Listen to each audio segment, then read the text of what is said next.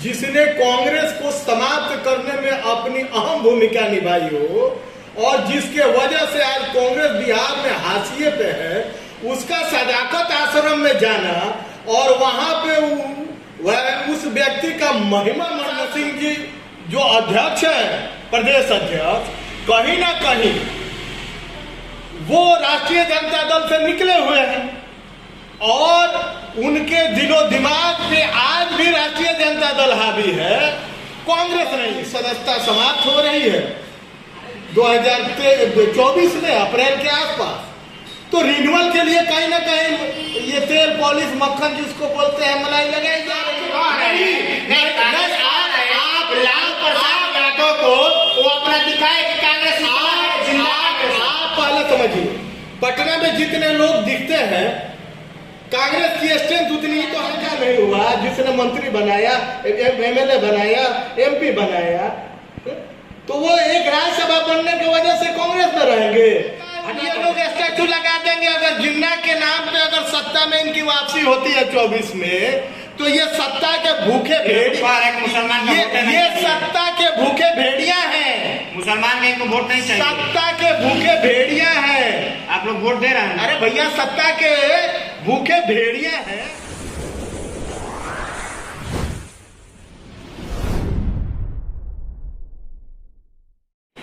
नमस्कार।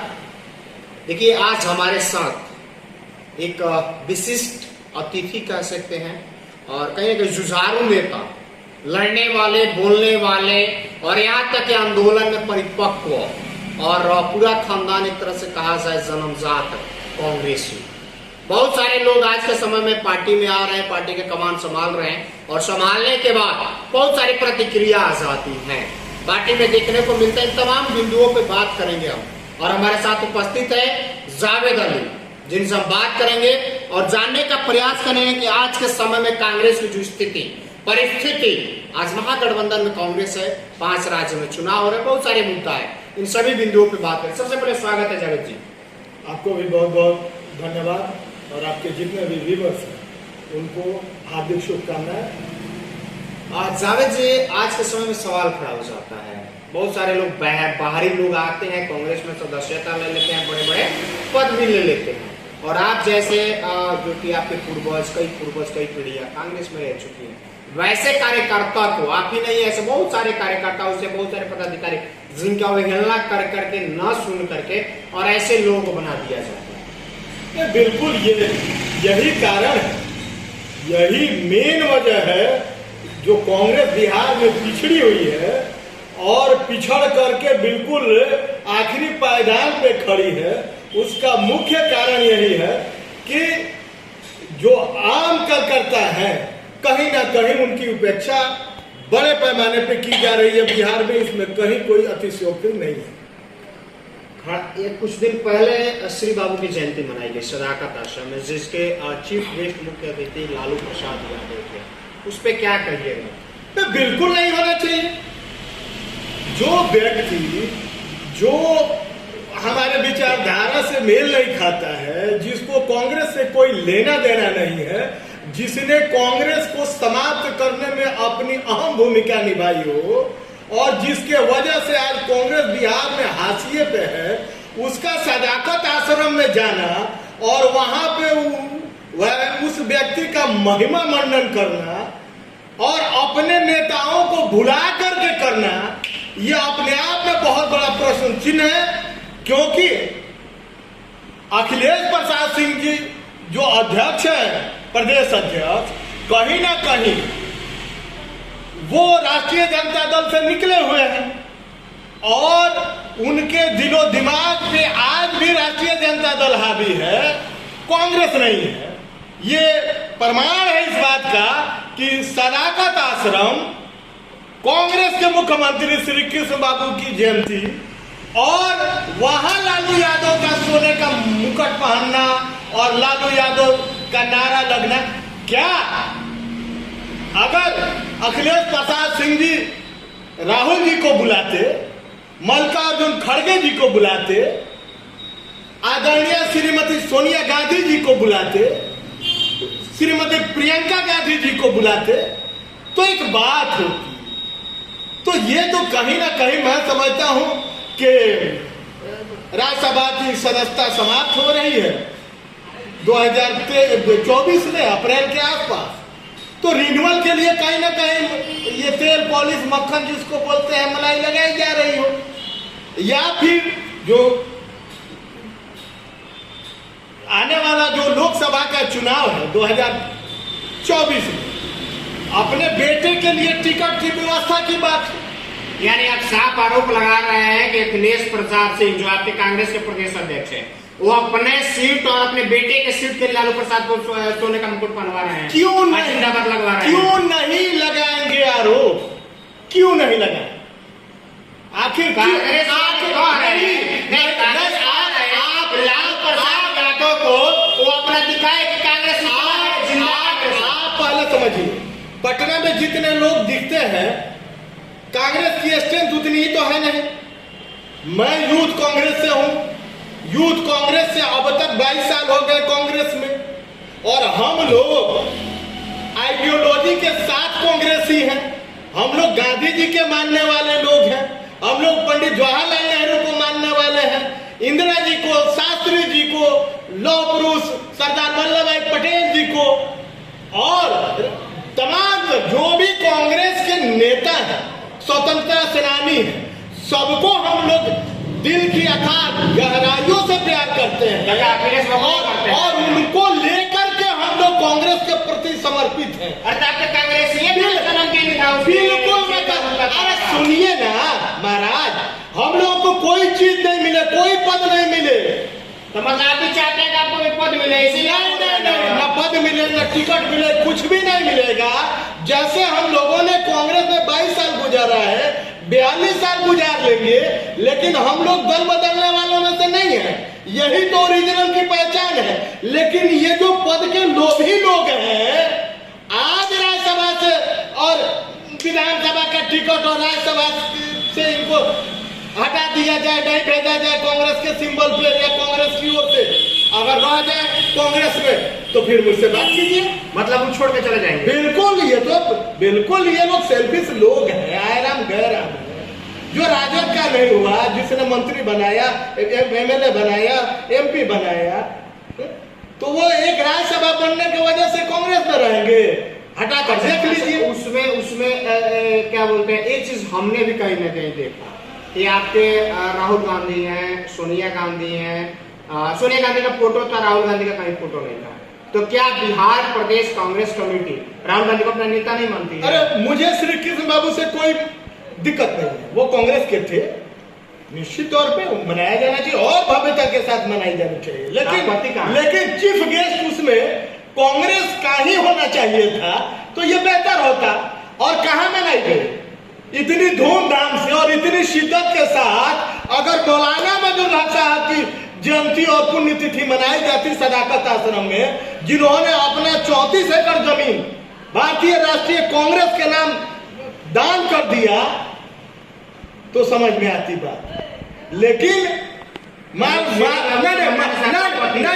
महाराज के मिर्जा खेल होली, कहावत है ना अपने यहाँ, सदाकत आश्रम डोनेट करने वाले मौलाना मजहर साहब कांग्रेस को, तो उनके लिए तो इतना हाई प्रोफाइल कुछ नहीं।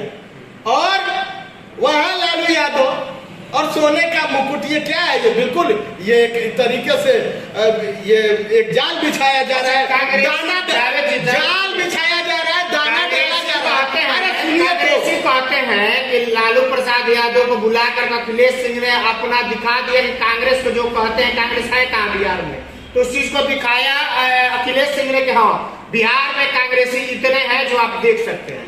एआईसीसी को स्वतः इस मामले का संज्ञान लेना चाहिए और राहुल जी को, सोनिया जी को, प्रियंका जी को, खड़गे जी को इंटरवीन करना चाहिए कि किन परिस्थितियों में सदाकत आश्रम का गेट उनके लिए खुला, उनको बुलाया गया, उस शख्सियत को बुलाया गया जिसने कांग्रेस मुक्त बिहार बनाने में कोई कोर कसर नहीं छोड़ा हो। अच्छा, उस कार्यक्रम में आपके प्रभारी भक्तचरण दास कहीं नहीं देखे गए, जिनको कुछ दिन पूर्व भक्तचरण दास को लालू प्रसाद यादव ने भक्त चूनर बोला, क्योंकि भक्तचरण दास कांग्रेस की बात करते हैं यार, इतनी सी बात समझ में नहीं आती है? भक्त चरण दास जब से पटना में प्रभारी बन के आए, वो सिर्फ और सिर्फ कांग्रेस की बात करते हैं, और ये कहीं ना कहीं मिस्टर लालू परिवार और लालू प्रसाद यादव और उनके परिवार के आंखों में खटकती है कि भक्त चरण दास कांग्रेस को नवसृजित करने का काम कर रहे हैं।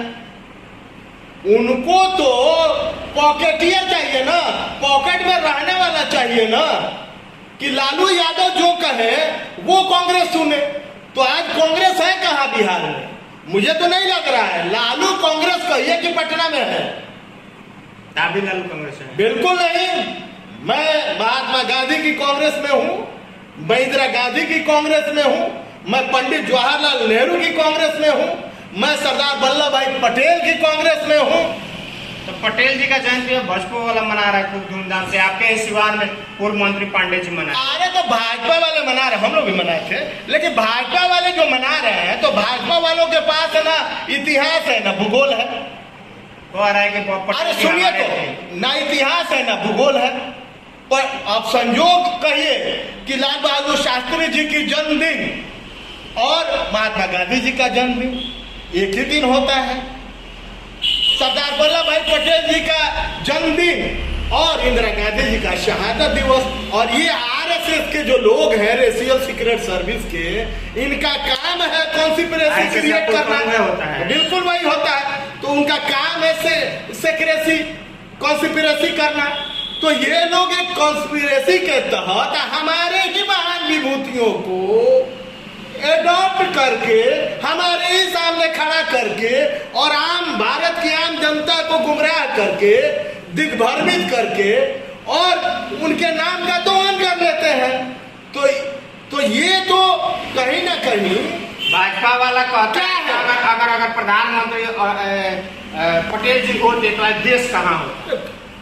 बेवड़ा लोग हैं, उन लोगों को पता नहीं। गोलवरकर आरएसएस पे बैन कौन किया था? लौह पुरुष सरदार वल्लभ भाई पटेल जी ने, उन्होंने ही 48 में लगाया था ना बैन, गांधी जी की हत्या के पश्चात। और गोलवरकर ने बजाते जिस तरीके से सावरकर ने माफीनामा लिखा था अंग्रेजों के यहाँ, गोलवरकर भी, उन्होंने भी नेहरू जी को रिटेन मौजूद है लोकसभा में, बिल्कुल पीएमओ में उनका रिटेन एफिडेविट है कि हम भारत के संविधान के प्रति निष्ठावान रहेंगे, समर्पित रहेंगे, भारत के राष्ट्रीय ध्वज का सम्मान करेंगे। इन सारी चीजों को जब उन्होंने रिटेन में लिख के दिया, तब जाके उनके ऊपर से पंडित जवाहरलाल नेहरू जी ने बैन हटाया। अदरवाइज लौह पुरुष सरदार वल्लभ भाई पटेल जी गांधी जी के हत्या के बाद कहीं से भी आरएसएस पे नरम नहीं थे। आरएसएस को बख्शने के वो मूड में ही नहीं थे, वैसे नेता ही वो नहीं थे कि कहीं से भी आरएसएस पे नरम हो जाए पटेल जी। बिल्कुल। अब उनका महिमा मंडन, तो महिमा मंडन प्रतिमा मोदी जी एकदम बड़का उनका स्टेचू बना। अरे भैया वो तो जिन्ना का ये लोग स्टेचू लगा देंगे। अगर जिन्ना के नाम पे अगर सत्ता में इनकी वापसी होती है 24 में, तो ये सत्ता के भूखे भेड़िया, मुसलमान ये सत्ता के भूखे भेड़िया हैं। मुसलमान का इनको वोट नहीं चाहिए। सत्ता के भूखे भेड़िया हैं। आप लोग वोट दे रहे हैं? अरे भैया सत्ता के भूखे भेड़िया हैं। ये जिन्ना का सरदार वल्लभ भाई पटेल जी से भी बड़ा स्टैचू लगा देंगे और उसके नाम पे जो 18-20% जो मुसलमान है उनके वोट लेने का प्रयास करेंगे। उनके पास है क्या? नहीं चाहिए। अरे तो थोड़ा हिम्मत है तो थोड़ा नथुराम गोडसे का भव्यता के साथ थोड़ा मनाए ना, मनाए प्रधानमंत्री मोदी जी, मनाए अमित शाह, थोड़ा करे आयोजन और करके चढ़ाए फूल माला। देख ले हम कितनी औकात है भारतीय जनता पार्टी और आरएसएस, मना के दिखा दे। चुनौती है हमारी, यही स्पष्ट पूछता है। अरे बंद कमरे में ना पूछता है यार, हमारे नेता को बंद कमरे की आवश्यकता नहीं ना है। दुनिया किसी कोने में लोग पूछते हैं। अगर कुछ है खास भारत में तो उसका नाम भारतीय राष्ट्रीय कांग्रेस है। तो सुना आपने काफी सारे बिंदुओं पे हमारे जावेद अली से बात हुई, बहुत बेबाक तरीके से इन्होंने जवाब दिया हमारे सवाल में। चलिए कमेंट करके बताइए आपको वीडियो कैसा लगा और क्या वाकई में जो इनका कहना है कि जो बिहार प्रदेश कांग्रेस कमेटी है वो लालूवादी हो चुकी है या फिर नहीं हो चुकी है, कमेंट करके बताइए। जय हिंद।